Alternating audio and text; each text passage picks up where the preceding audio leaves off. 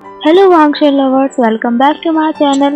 ये Lan Wangji and Vibhushan travel back to the past का part 8 है, जिसके लास्ट पार्ट में हमने देखा था कि विहिंग रात को अपने रूम से भागने की कोशिश कर रहा था और जंटा उसे पकड़ लेता है और वह जिद करता है कि जहाँ विहिंग जाएगा वहाँ वो भी जाएगा साथ में। विहिंग भी एग्री हो जाता है और दोनों ईलिंग के लिए निकल जाते हैं। तब दोनों ईलिंग पहुंचे थे, ऑलरेडी काफी रात हो चुकी थी। वह पेड़ के पीछे छिप के देख रहे थे कि ईलिंग में वैन क्लैन के पीपल्स किस तरीके से रह रहे हैं, क्या कोई जाग रहा है उनमें से।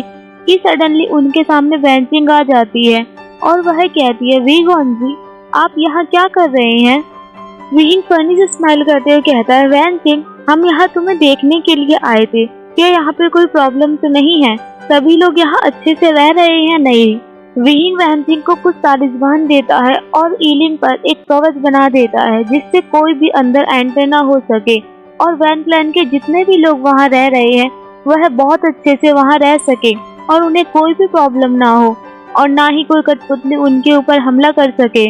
वैनचिंग स्माइल करती है और जंशा और विहिंग दोनों वापस आने के लिए तैयार हो गए थे। जब वह जियांग क्लैन वापस पहुँचते हैं तो विहिंग के सामने उसका प्यारा सा लंजा खड़ा हुआ था, जिसे देखकर वह इतना ज्यादा खुश होता है कि सब कुछ भूल जाता है। दौड़कर अपने लंजा के पास जाता है और उसके ऊपर जंप कर देता है।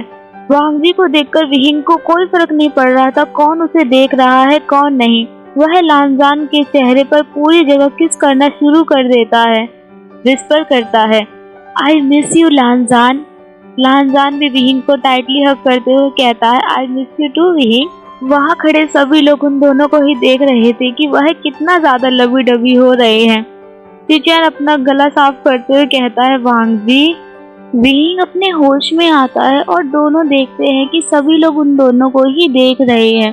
वो दोनों एक दूसरे से अलग हो जाते हैं। लैन चिचैन कहते हैं, अब सिर्फ जिन जिशन का यहाँ आना बाकी है। सभी सैक लीडर यहाँ पहुँच चुके हैं। उनके कहने की ही देर थी कि जिन जिशन भी वहाँ सबके पास पहुँच जाता है। सभी एक दूसरे को वो करते हैं और शेवेन्यू केव की तरफ चलने लग जाते हैं। विहिंग ने पहले ही सबको इंस्ट्रक्शन दे दी थी कि कोई भी अपनी तलवार को लेकर नहीं आएगा, चाहे तो वह नकली तलवार को रख सकते हैं। सभी लोग आगे बढ़ रहे थे। 5 कल्टीवेटर आगे थे और बाकी डिसिपल्स उनके पीछे चल रहे थे। वह शेन्यू केव को पार करके बहुत जल्दी ही किशान पहुंचने वाले थे। वांगजी के पास मैप था, इसलिए वह सभी को लीड कर रहा था। सभी किसान पहुंच जाते हैं। विहिंग नोटिस करता है कि कुछ सैक लीडर अपनी तलवार को लेकर आ गए थे। इसका मतलब यही था कि उन्होंने उसके इंस्ट्रक्शन को फॉलो नहीं किया। जब वह वहां पहुंच जाते हैं तो वह लोग उनसे अलग होने की कोशिश करते हैं। विहिंग को सब कुछ याद आ गया था। ये वैन क्लैन का वही हॉल है जहां वांगजी की लेग को तोड़ा गया था, इसलिए वह पहले से ही डिसाइड कर लेता है चाहे कुछ भी क्यों ना हो, लेकिन कोई भी वांगजी को हर्ट नहीं कर सकता, ना उसकी टांग तोड़ने की कोशिश कर सकता है। अब वो उसके साथ है। जंशा विहिंग को नोटिस कर लेता है कि उसके मन में क्या चल रहा है। वह तुरंत कहता है, विहिंग तुम ऐसा कुछ नहीं करोगे जो तुमने पहले किया था। इस बार कोई गलती नहीं होनी चाहिए और अपना लेसन याद रखना कि लास्ट में क्या हुआ था। इसलिए जो मन में आए वो मत करना प्लीज। सभी की नजर नीहुसैन पर जाती है जो अपनी रोप में से एक तालिस्मान निकाल रहा था। वह तालिस्मान बाहर आते ही जलना शुरू हो जाता है। नीहुसैन जोर जोर से चिल्लाने लग जाता है, दगा दगा ये जल रहा है जल रहा है। सभी नीहुसैन को काम डाउन करने की कोशिश करते हैं। जब तालिस्मान पूरी तरीके से जल जाता है तो नीहुसैन अपने आप ही काम डाउन हो जाता है। वह सब बहुत खुश होते हैं, लेकिन जब उनके कानों में आवाज आती है कि अटेंशन वैन जाओ आने वाले हैं, विहिंग और लान वांगजी की आंखों में गुस्सा साफ साफ नजर आने लग गया था। वह उससे नफरत करते थे, उससे बदला लेना चाहते थे, लेकिन वह अभी कुछ नहीं कर सकते थे। वह सबके इंस्ट्रक्शन के अकॉर्डिंग ही सामने खड़े हो जाते हैं। वैन जाओ आता है और वह अपने गुस्से से काबू किए बिना ही सबसे बदतमीजी से बोलना शुरू कर देता है, ये सब क्या है, तुम सब अभी तक उठे नहीं हो, कुत्ते की तरह सो रहे हो, बिल्कुल ही लेजी डॉग लग रहे हो। जिन लान वांगजी जियांग सिंह सब अपने गुस्से को कंट्रोल करने की कोशिश कर रहे थे। सभी को रूल फॉलो करने ही पड़ेंगे और ये कंपल्सरी है। वैन चाओ अब एक एक करके अपने सभी रूल्स को बांटना शुरू कर देता है। वांग जी और विहिंग तो पहले से ही जानते थे कि रूल्स क्या क्या हैं। अब वह रूल्स को बता देता है तो एक डिसिपल को वह आदेश देता है कि इन सभी की तलवारों को से अलग कर दो, ले जाओ उन सबसे दूर, ताकि ये विद्रोह ना कर सके। जो लोग अपनी असली तलवार को लाए थे वो आनाकानी कर रहे थे उन्हें वैन चाओ को देने में। इसलिए विहिंग कहता है, मैंने तो पहले ही कहा था कि अपनी असली तलवार को मत लेकर आओ, लेकिन कुछ लोगों को तो सुननी ही नहीं होती है। विहिंग गुस्से में कहता है, कौन सी क्लैन से हो तुम, और अब अभी के अभी तलवार को दे दो, नहीं तो बात बहुत ज्यादा बढ़ जाएगी। जिन्होंने तलवार देने से मना किया तो क्या हुआ, वैन चाओ ने सबसे जबरदस्ती तलवार ले ली और सबको आदेश दे दिए कि वह अब रूम में जा सकते हैं और इन रूल्स को उन्हें याद करना पड़ेगा, क्योंकि अब वो किशान में है और उन्हें किशान के रूल्स को ही फॉलो करना पड़ेगा। सभी अपने रूम में बढ़ने लग जाते हैं, लेकिन इस बार कुछ नया था। विहिंग इस बार जियांग चेंग के साथ नहीं, अपने लानजान के पास उसके रूम में पहुंच गया था, जिस बात पर वांग जी के फेस पर इतनी बड़ी स्माइल आ जाती है जिसे देखकर विहिंग तो खुशी के मारे पागल हो रहा था। मेरा लानजान हंस रहा है। वह उसके पास जाता है, लानजान लानजान, तुम मेरे लिए स्माइल कर रहे हो, स्माइल किया करो ना, ये बहुत प्यारी लगती है तुम्हारे ऊपर। और वह जाता है वांग जी के साइड में बैठकर लेट जाता है। विहिंग के फेस पर बहुत बड़ी स्माइल आ गई थी, क्योंकि वह जानता था कि लानजान उससे अब बहुत ज्यादा प्यार करता है और सिर्फ उसके लिए अपने फेस पर स्माइल रखता है। विहिंग सडनली सैड हो जाता है और वांग जी से कहता है, लानजान मुझे सब कुछ याद आ रहा है, हमारी पहले वाली लाइफ में कितना ज्यादा दुख था। जब हम यहाँ किशान में आए थे तुम्हें कितनी ज्यादा तकलीफ हुई थी और तुम्हें देखकर मुझे कितनी ज्यादा तकलीफ हो रही थी।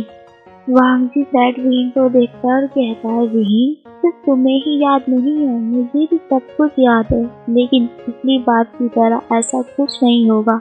इस बार हम वैन क्लैन को पूरी तरीके से खत्म कर देंगे और किसी भी क्लैन को कोई तरीके की तकलीफ नहीं होगी।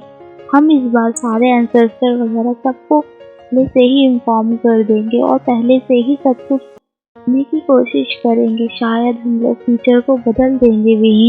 विहिंग लानजान के गाल पे हाथ रखता है और कहता है, लानजान तुम्हें सब कुछ याद है। लान वांग जी अपना सर हिलाता है और सोचने लग जाता है कि विहिंग ने किस तरीके से गूसू के सारे रूल्स को याद कर लिया था। वैन क्लैन के रूल्स को तो उसने वैन चाओ के सामने कहा ही नहीं था। वांग जी एक बड़ी सी स्माइल करते हुए कहता है, विहिंग वो सब कुछ कितना ज्यादा फनी था जब तुम गूसू के रूल्स को वैन चाओ के सामने कह रहे थे और वैन चाओ का फेस देखने लायक बन गया था। वो मोमेंट बहुत ज्यादा फनी था। दोनों बिस्तर पर लेटे हुए एक दूसरे से बहुत सारी बातें करते हैं और दोनों एक साथ ही एक ही बिस्तर पर सो जाते हैं। आज विहिंग को बहुत ज्यादा ही सेफ, वार्म और रिलैक्स फील हो रहा था, क्योंकि वह अपने लवर के साथ था। वांग जी सिर्फ उसका है, वांग जी उसका सोलमेट है और वह उसका सिर्फ और सिर्फ लंजा है। नेक्स्ट डे मॉर्निंग एक बार फिर सभी लोग लेक्चर हॉल में इकट्ठे हो गए थे। वैन चाओ के आने का वेट कर रहे थे और साथ में ही इस बात का भी कि वह किसका नाम लेगा जो उसके आगे आकर वैन क्लैन के रूल्स को सुनाएगा। वैन चाओ आता है और अपनी जगह पर बैठता है। उसके पास एक डिसिपल आता है। जियांग चेंग को बहुत अजीब सा फील हो रहा था। वह विहिंग के कान में कहता है, विहिंग हमने जो कुछ एम्पैथी में देखा था उससे तो ये बहुत ज्यादा ही अलग लग रहा है। विहिंग कहता है, देखते हैं आगे क्या होता है, थोड़ा सा तो डिफरेंट लग रहा है। वैन चाओ का एक प्रिंसिपल आगे आता है और अनाउंस करता है, हम सब नाइट हंट पे जाने वाले हैं। वो सब तो जानते ही थे कि नाइट हंट में वह उन्हें सैन्यू केव में ले जाने वाले हैं। विहिंग वांग जी के पास जाता है, उसके कान में विस्पर करते हुए कहता है, लानजान ये तो बिल्कुल पहले की तरह ही हो रहा है। लानजान अपना सर हाँ में हिलाता है और कहता है, जब हम यहाँ से निकलेंगे तो हम सबसे पीछे रहेंगे ताकि हम ब्रदर को मैसेज भेज सकें। जब सभी किसान से निकल जाते हैं तो विहिंग और वांग जी दोनों सबसे पीछे पहुंच जाते हैं ताकि वह मैसेज भेज सके। वांग जी अपनी बटरफ्लाई को बुलाता है और अपने ब्रदर को एक मैसेज भेज देता है। और वह विहिंग का हाथ होल्ड करता है और सबके साथ होने लग जाता है ताकि किसी को भी उन पर शक ना हो। विहिंग अपने हाथ की तरफ देखता है जिसे वांगजी ने होल्ड किया हुआ था और फिर वह वांगजी को देखता है जिसके गाल पूरी तरीके से रेड हो गए थे और वह स्माइल करते हैं और दोनों तब तक अपना हाथ होल्ड करके रखते हैं जब तक वैन चाओ रेस्ट करने के लिए रुक नहीं जाता। वैन चाओ अपने मिस्ट्रेस के कहने पर रेस्ट करने के लिए रुकता है। तब वांगजी और विहिंग दोनों अपने हाथों को एक दूसरे से अलग करते हैं। दोनों बहुत ज्यादा खुश थे।